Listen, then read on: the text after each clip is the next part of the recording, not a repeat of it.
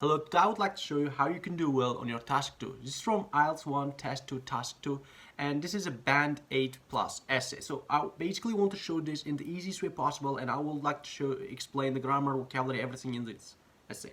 So basically I want to read the statement first and I'll get back to you. So should wealthy nations be required to share their wealth among poor nations by providing such things as food and education?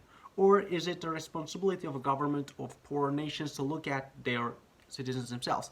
So basically that we have this statement here, and I have written for this one. I'll read for each section and I'll explain it on the process.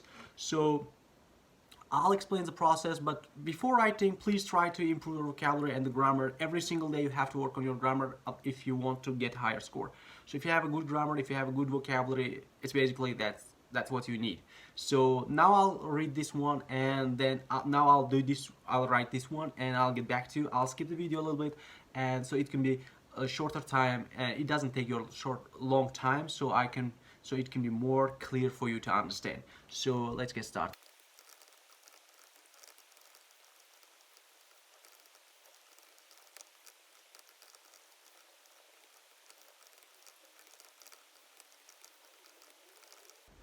So basically that I have written this first of all topic that where I mentioned that nowadays the need for rich regions to help poor regions, especially in the field of food and education, emerged as a widely discussed issue. So emerge means that it's happening, it's occurring these days, this is coming up, and while some societies are at a very good point in terms of wealth, others have difficulties as meeting many needs. So this is topic. Now I'll move to our outline. My opinion is that the developed society should share these resources with poor status, and I will try to give information at this perspective in this essay. So it's basically I have to explain why I mean this and why I have chosen that they have to support these nations.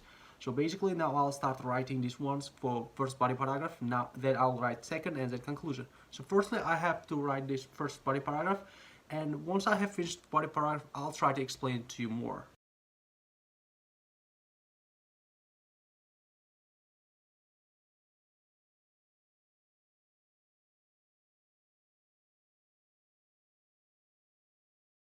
So as you can see that I have finished our body one first, and then I have explained everything what I mean by this. So to begin with, the governments of poor nations should try to manage the resource and infrastructure they have correctly and fairly.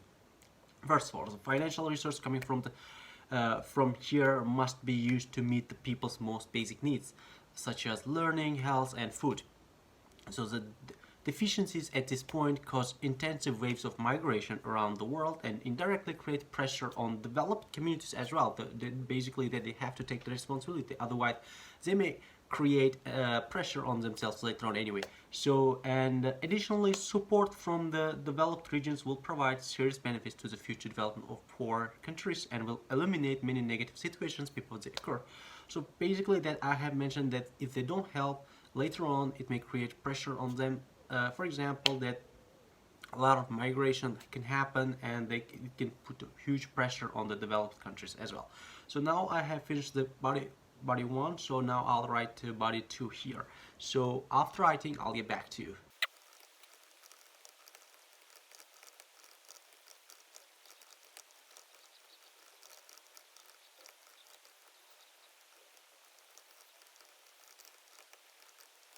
So right here we have our second body paragraph where I'll have mentioned, in addition, at this point the biggest responsibility falls on developed countries, and they must back the relevant countries with experience they have gained in this journey of wealth. Of course they have to share their experience at other nations. If the whole world gets developed, it's beneficial for everyone, including developed and in developing countries. Establishing correct economic relationships with them, carrying out various joint projects will make a great contribution and enable efficient knowledge transfer, of course. And the assistance provided will probably not only be supported but will also support the establishment of deep and solid relationship among these countries.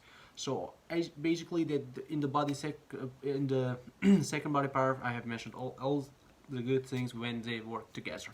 And now I'll write a conclusion where I stay positive about this sharing stuff, and I'll mention it. And once I have finished this one, I'll get back to you again.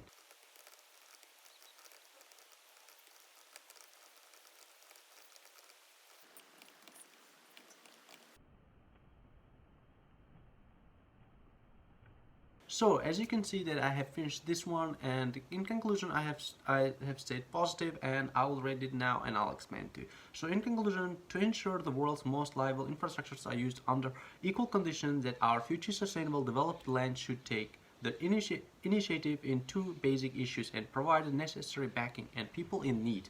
So the best behavior and kindness we will leave to the future generation is spread those to the grassroots. So as you can see that I have finished this one, and it wasn't really tricky, that we have to follow some strategies. We have to keep this simple structure where we will write introduction, body 1 and body 2, and conclusion. If you are struggling, it's not because it's difficult, just because you don't have a great vocabulary and the grammar. So please pay attention to your vocabulary and grammar. Without this, it's really hard. And after you have finished this one, after you have watched this video, please check from the top to the beginning and top to the top to the bottom, and please count the number of words you don't know. It really helps. Once you learn these vocabularies, you can write it yourself. Thanks so much for watching. Don't forget to subscribe, and I'll see you next time. Bye.